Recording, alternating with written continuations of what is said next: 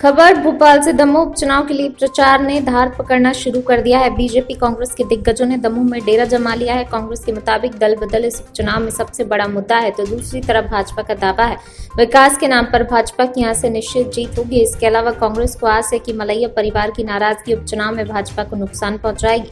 भाजपा मलैया परिवार की नाराजगी की बात को ही खारिज करता है। यहाँ बड़ा सवाल ये कि दमोह में उपचुनाव का मुद्दा क्या होगा, इलाके का विकास, मलैया परिवार की नाराजगी या दल बदल।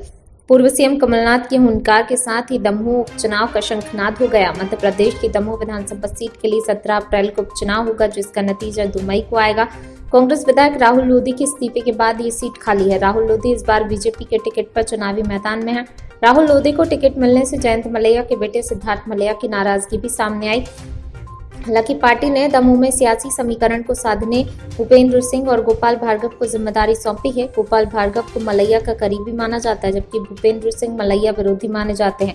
हालांकि बीजेपी मलैया परिवार की नाराजगी की खबरों का खंडन कर रही है। दूसरी ओर राहुल लोधी के पार्टी छोड़ने के बाद कांग्रेस ने इसे प्रतिष्ठा की सीट बना लिया है। कांग्रेस ने अजय टंडन को यहाँ से अपना प्रत्याशी बनाया। कांग्रेस दमोह उपचुनाव में भी गद्दार के मुद्दे को ही बड़ा मुद्दा बना रही है। इसके साथ कांग्रेस अपनी सरकार की 1 साल की उपलब्धियों को लेकर भी जनता के बीच पहुंच रही है। दमोह में बीजेपी के राहुल लोधी और कांग्रेस के अजय टंडन ने अपना नामांकन दाखिल कर दिया है। इसके साथ ही बीजेपी और कांग्रेस के दिग्गजों ने डेरा डालना शुरू कर दिया है। दोनों ही दलों के लिए प्रतिष्ठा का चुनाव है, लेकिन मलैया परिवार के लिए राजनीतिक भविष्य का चुनाव है। ऐसे में बड़ा सवाल है कि क्या दमोह उपचुनाव लोधी या मलैया के करियर को पुनर्जीवित करेगा, या कोई नया नेता अपनी छाप छोड़ने में कामयाब रहेगा। और ये बार बार मक्कार लॉकडाउन और सबसे पहले धार्मिक स्थल बंद करते, इसीलिए इतनी देर हो रही है सजा आपको जाने का।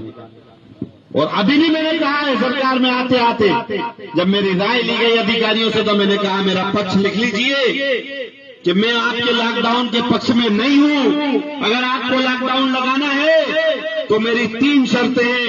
एक, धार्मिक स्थल खोल दो।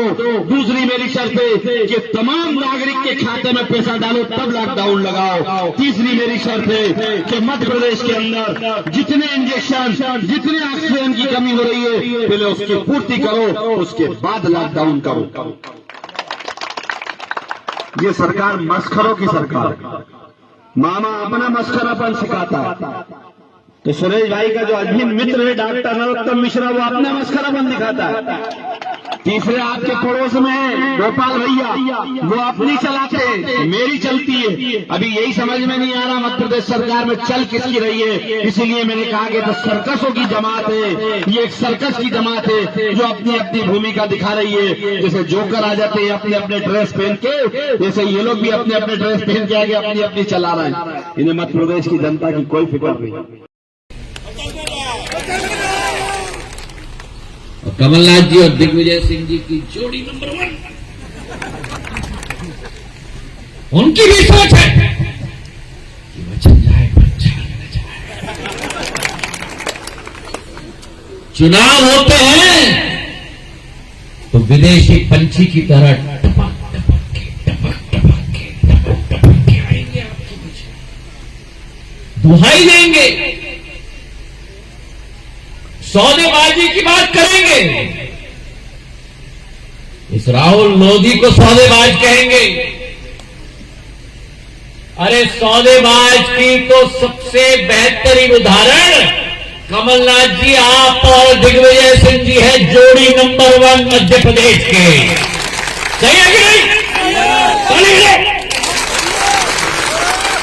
जोड़ी नंबर 1।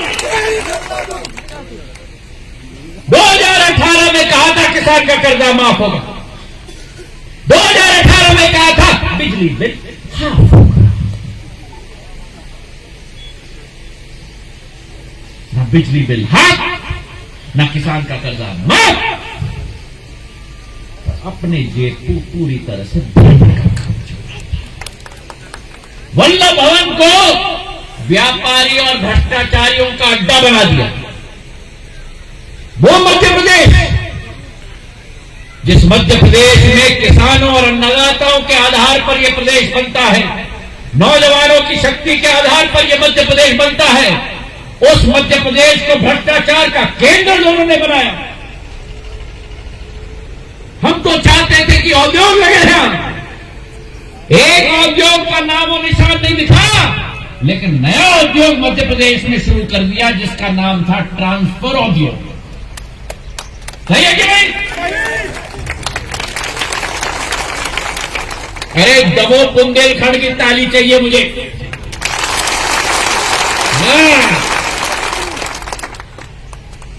पटवारी का ट्रांसफर, तहसीलदार का ट्रांसफर, एसडीएम का ट्रांसफर, एसपी का ट्रांसफर, कलेक्टर का ट्रांसफर। बोली लगती थी।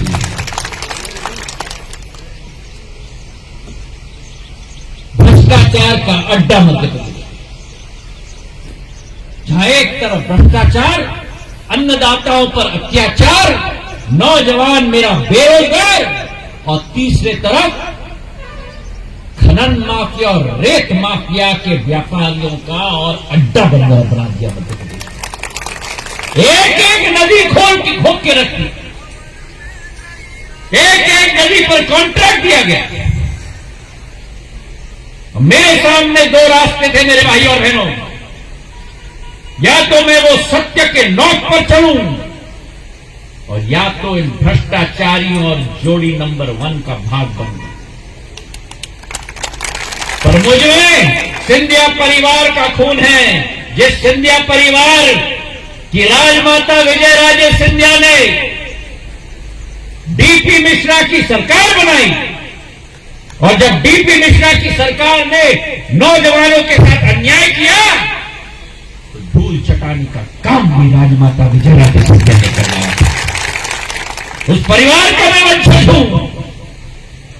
मेरे सामने दो रास्ते थे, मैं चुपचाप रहूं या मैं आपकी आवाज उठाऊं। सिंधिया ज्योतिरादित्य सिंधिया की आवाज में बुलंदगी है तो वो मेरी शक्ति नहीं है, वो आप लोगों की आवाज की शक्ति है मेरे भाई और बहनों। और मैं चुप नहीं रह सकता, और जब आवाज उठाया तब कहा गया मुझे सड़क पे आ जाओ। तो मैंने कहा मैं तैयार हूं, मैं सड़क पे आ जाऊं। और सड़क पे मैं आ गया तो मैंने कमलनाथ जी को भी सड़क पे लाके छोड़ा। वो इम्तिहान था, सत्य की कसौटी पर खड़ा हुआ था मैं। 22 के 22 विधायक विजयेंद्र आपके सामने बैठा हुआ है, 6 मध्य प्रदेश सरकार के कैबिनेट मंत्री। मैं आपसे पूछना चाहता हूं, जिस पार्टी 15 साल बाद सत्ता में आती है, 15 साल बाद 6 लोग कैबिनेट मंत्री बनते हैं। साधारण तौर पर जैसे प्रहलाद पटेल जी ने कहा, चुनाव के पहले तो दल बदल होता रहता है, कोई आता है कोई जाता है। पर ये 25 के 25 बहादुर सैनिकों ने 15 महीने के अंदर अपने विधायक की और अपने मंत्री पद को त्याग किया, जनता के नाम पे त्याग किया मेरे भाई और बहनों।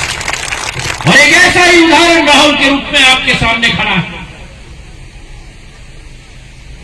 विजय ने त्याग किया, और विजय के साथ 24 ऐसे सैनिकों ने त्याग किया, और जनता का भरपूर आशीर्वाद इन जनसेवकों पर दोबारा मिला है।